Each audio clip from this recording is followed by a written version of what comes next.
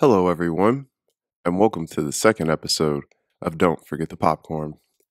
Today, we will be discussing the greatest directors of all time. This list isn't my favorite directors of all time. These are who I think are the best and have contributed most to the art of cinema. The ones that have made pictures that have shaped culture, inspired newcomers, and stood the test of time over the years. The director is the most important part of a film. They drive the movie and guide it into the direction it needs to be to convey the message, emotion, and the excitement that keeps us coming back for more. The vision and style of the director is what connects us to a film, even more so than your favorite actor you see on the screen. In this video, I've selected 10 directors. I will be breaking this video into two parts. Directors 10 through 6 for video 1, and directors 5 through 1 for video 2. We will have 10 honorable mentions before revealing the number 1 in video 2. Now, let's get into the content. This is the greatest directors of all time. Number 10, Christopher Nolan. Nolan was born and raised in London, and his feature debut was The Following in 1998. He followed that up with one of the greats, Memento, in 2000, personal favorite of mine. From there, Nolan leaped into studio films, cranking out Insomnia, The Prestige, and the mega hit Inception, which was nominated for Best Picture at the Oscars. He really gained huge success and acclaim for his Dark Knight series. The Dark Knight is credited as changing superhero films forever, adding deeper emotions and shying away from some of the silly cliches of superheroes before then. I myself am a Nolan fan, although I've had my criticisms with some of his films, particularly the way he develops some of his characters in certain movies. Nonetheless, this man has changed film and the way we view them forever, making some of the coolest visual effects practically and creating some of the most immersive worlds we've ever seen in cinema. His nonlinear storytelling will keep you on edge from start to finish. The best Christopher Nolan films. Inception, my favorite Christopher Nolan film. This is a great film. Cool little sci-fi movie where dreams take all. It's a heist movie. It's got tons of fun action, cool visual effects, and it'll keep you on edge till the end. And that ending, leaves many up to debate. The next one, Memento, another favorite of mine. A very, very cool mystery story, non-linear, kind of a modern noir style, where Guy Pearce is really rocking the show. It leaves you confused and questions everything going on in the film to the very end. But trust me, the ride is very fun. The next one, Batman Begins. Now, I know everyone loves The Dark Knight, and The Dark Knight is a great film, and we have one of the best performances ever from Heath Ledger.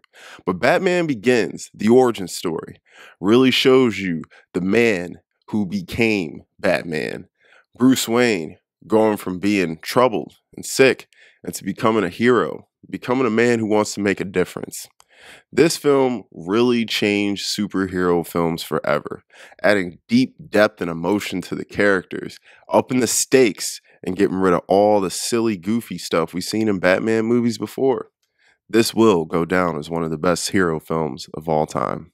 Number 9, the Coen Brothers. Joel and Ethan Coen are a pair of brothers from Minnesota who have been making films since the 80s. They achieved success with the 1987 classic Raising Arizona.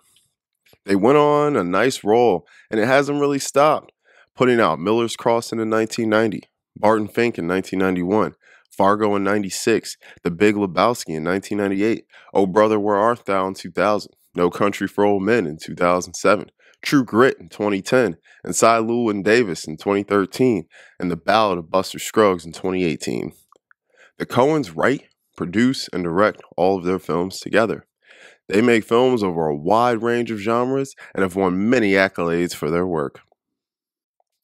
I personally think the Coen Brothers are some of the most unique guys making films because no film plays like the last.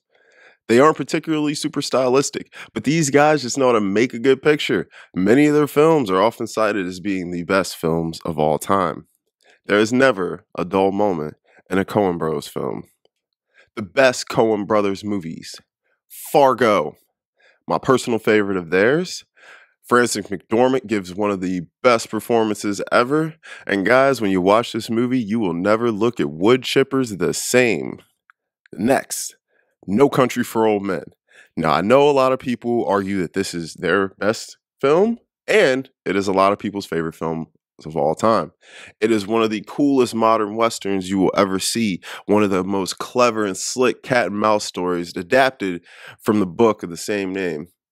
This movie here makes Javier Bardem look evil and scary. And if you haven't seen this film, you really need to watch this very, very soon. The next one, The Big Lebowski.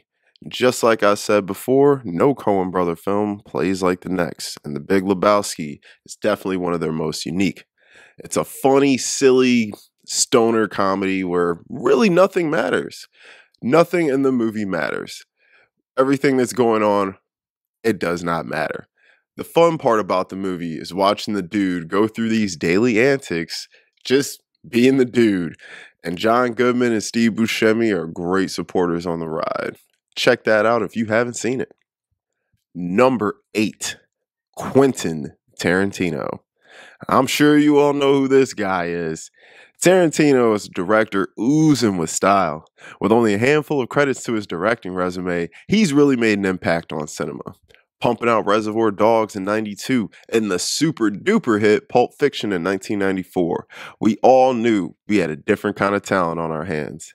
Tarantino is known for his distinct dialogue and references to pop culture, fun stylized violence, naughty language, non-linear stories, and recreating historical events. Films like Kill Bill, Inglourious Basterds, Django Unchained, and Once Upon a Time in Hollywood are some of the most popular and acclaimed films made in the last 20 years. Tarantino is one of my personal favorite directors. I probably watched Django about 1,000,000 times, and Pulp Fiction just blew my head off when I first saw it. His films make you laugh, they make you cheer, and just get you excited. I can quote this dude's films all day long. Tell me your favorite Tarantino quote in the comments. The best Tarantino films. Pulp Fiction. Although this isn't my favorite personal Tarantino film, I do think it is his best and his most important work to date. This movie is just dripping with all kinds of everything you can want in a film. Action, violence, emotion, humor, and all of it is rolled up so nicely into a very cool story. All the non-linear plots make it all the more fun, and it keeps you on edge and keeps you on your toes. You see certain people, and then you see them again, and you're like, hey, this is a great film. I'm sure most of you have seen it, and if you haven't, what are you doing? Next, Django Unchained. This would be my personal favorite Tarantino movie. A fun little spaghetti western about a young slave who is on a quest to find his wife. He teams up with a German guy who helps him get there, and along the way, it is a funny, brutal, emotionally gripping battle all the way until the very last shot. This film here was amazing. Saw it in theaters and I clapped at the end. Guys, if you have never seen Django, it is a must watch. Be warned. It's got some tough subject matter in it, some very, very graphic images that might leave you a little disturbed, but it is all worth it. Next up, and this one might be controversial, but Once Upon a Time in Hollywood. Once Upon a Time in Hollywood, Leonardo and Brad Pitt give one of their best performances of their careers. Their chemistry is just off the charts. They're funny. They feel like two best friends, two brothers hanging out, and you just can't go wrong with this movie. It's not his most stylistic. It's not a ton of violence, not a ton of craziness going on like his other films, but this is Tarantino's most human film. And I think this is the one that he will honestly be remembered for the most when it's all said and done. I could be wrong. Obviously, Pulp Fiction's up there. But I think Once Upon a Time in Hollywood showed a deep side of Tarantino that we all were kind of longing to see for this time. This movie is absolutely fun. It's absolutely great, and I love it to death. Make sure you watch it if you haven't. Guys, let's get into our intermission. Before we go any further, if you guys are enjoying this content, make sure you like this video, subscribe to the channel. I put my clips and a lot of other fun things on TikTok, and I suggest going over there and following me if you're on TikTok. All my links will be below in the comments, so make sure you drop down there, hit the link, follow me on TikTok. Guys, I have a streaming recommendation for you for today. Since we're talking about directors, although he didn't direct this movie, he wrote it. It's a fun one, and I think if you haven't seen it, everybody will have a good time with it. My streaming recommendation is From Dusk Till Dawn, 1996 on HBO Max, directed by Robert Rodriguez, but written by Quentin Tarantino, our number 8 director on this list. It stars George Clooney, Quentin Tarantino himself, and Harvey Keitel, in a fun little vampire horror crime film. This movie almost feels like you're watching 2 different films, but both are a great time. There's a big tonal shift about halfway through the film, and I think you guys would love it. There's a fun little scene with the great Selma Hayek that might get everyone excited too. If you haven't seen From Dusk Till Dawn, check that out on HBO Max. You're doing yourself a disservice if you haven't. Now, let's get back into the content. Number 7, Francis Ford Coppola. Born in Detroit, Francis is considered one of the biggest influences on the new Hollywood era in the 60s and 70s. Coppola really hit it big in 1972 with the release of The Godfather, which by many publications is considered the greatest film of all time. He released The Godfather 2 and The Conversation in 1974, and Apocalypse Now in 1979, which cemented him in film history forever. The making of Apocalypse Now put Francis under a lot of stress, and he almost went bankrupt.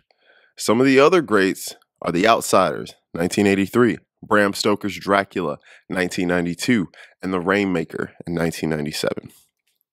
As a filmmaker, I have great respect for Francis for what he's done for cinema and the gems he has blessed us with. I wouldn't say he's one of my favorite directors, but I do think Apocalypse Now and The Godfather 2 are some of the best films of all time. Coppola helped revolutionize the gangster film genre, which is one of my favorites, so I respect and appreciate him immensely.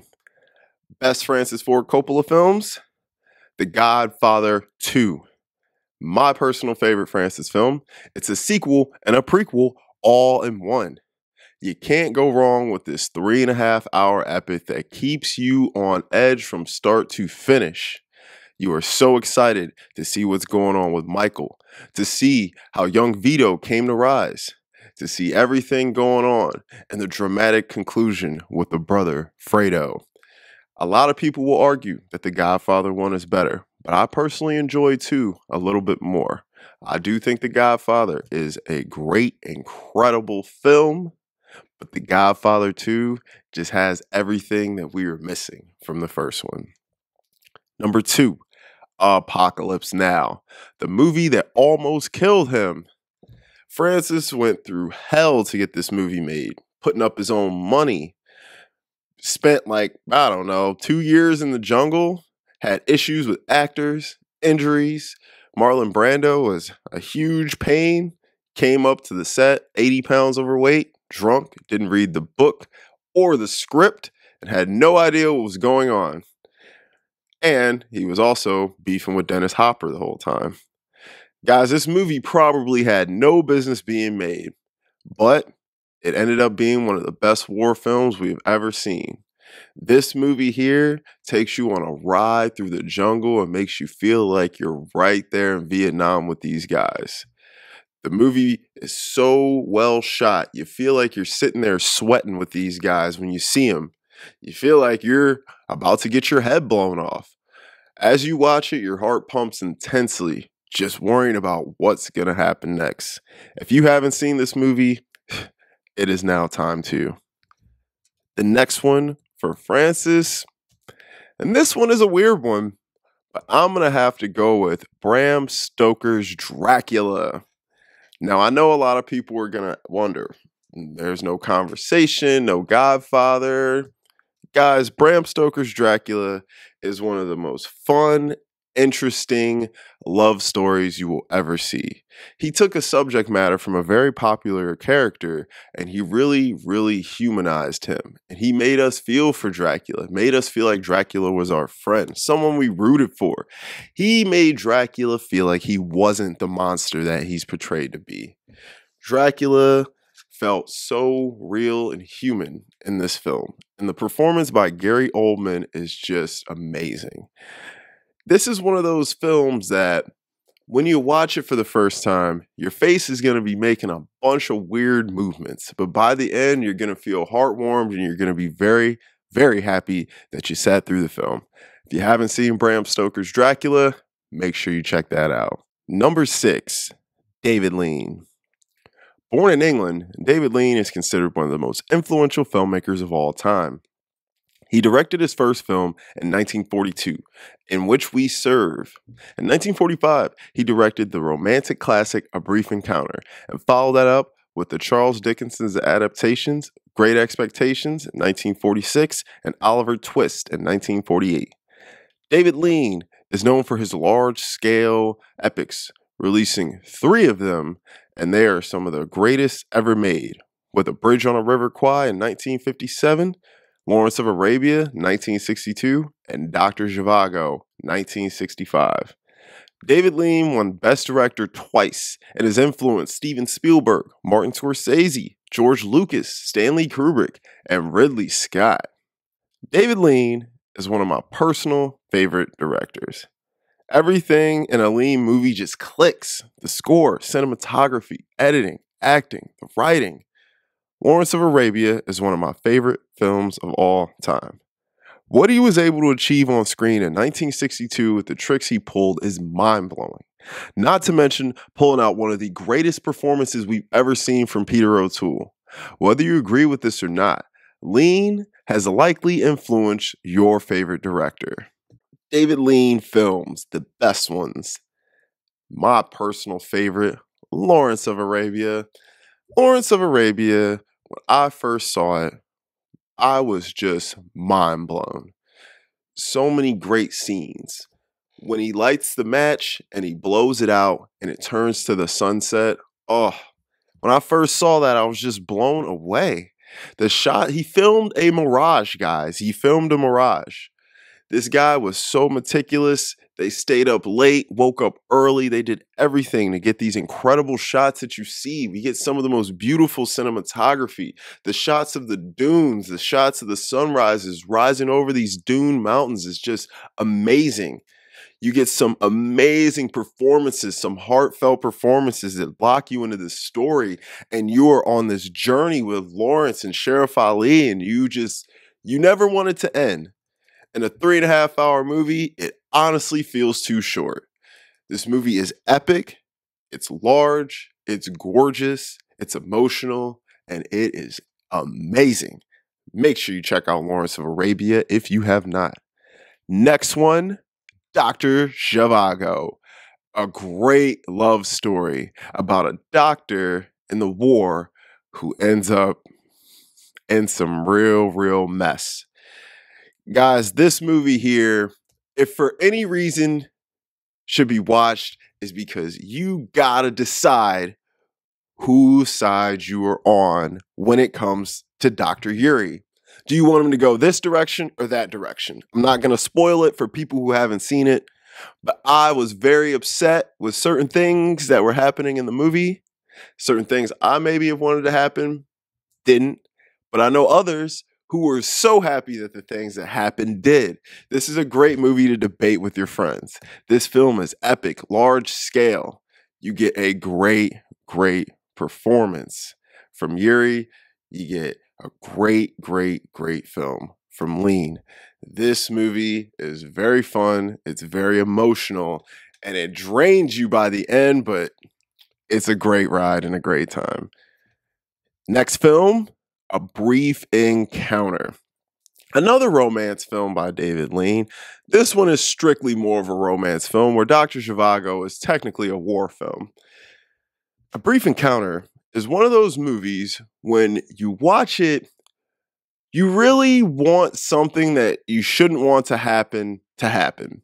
You really are rooting for something that you know is wrong in your heart, but you still don't care, and that's what you want to happen.